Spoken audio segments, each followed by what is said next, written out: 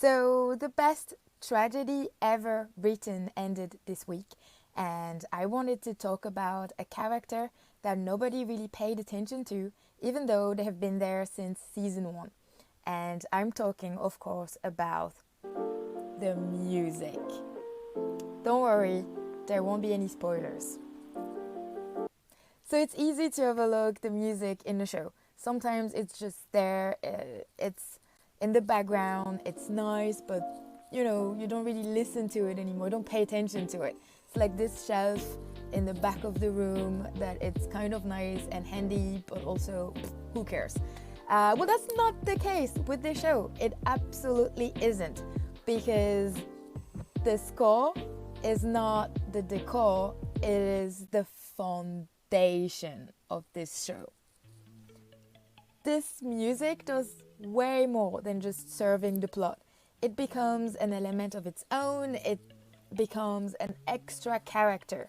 It does stand out. And in opera, the music is there to show a certain emotion, something that cannot be said with words.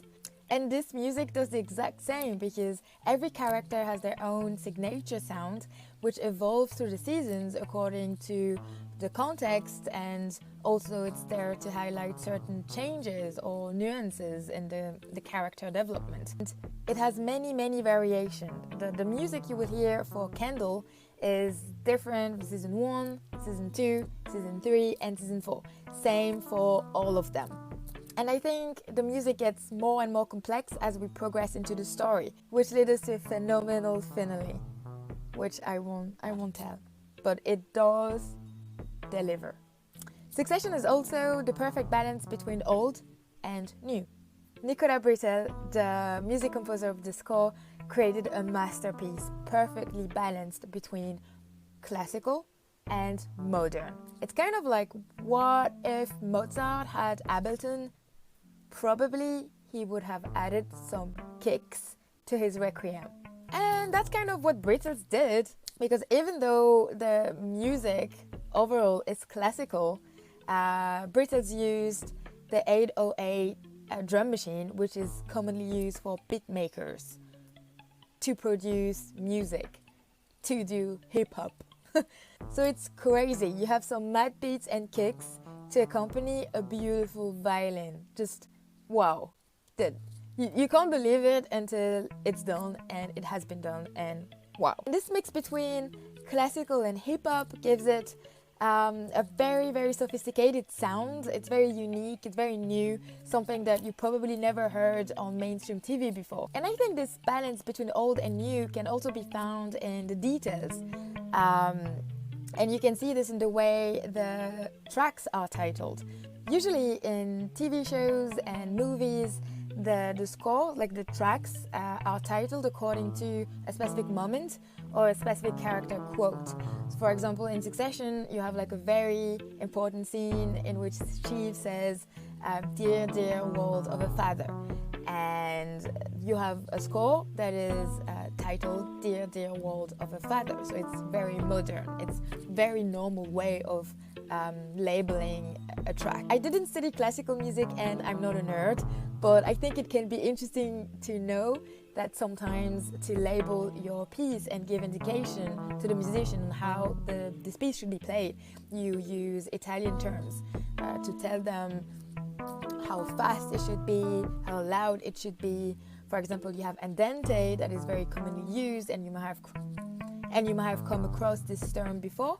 And andante means at a walking pace, which means between 78 and 108 beats per minute. So this andante gives it the tempo, but you can also have indication on how loud the music should be. For example, forte, which means very loud. And this is a very classical way of labeling tracks, and that's what's been used for Succession as well, in classical way, because it actually could be a symphony, so that makes sense. I think overall this score is brilliant, and it really captures the tension of the show, because the show is all about drama and repressed feelings, and also it's very modern because it's in 2023, so it's definitely the ultimate modern tragedy, and that's how a tragedy should sound like. And I think it's beautiful the way it all comes together. And yeah, the music really makes you feel the greatness of the show. And now it's over. I finished the last episode earlier this week, and oh my god, it delivered. It broke me.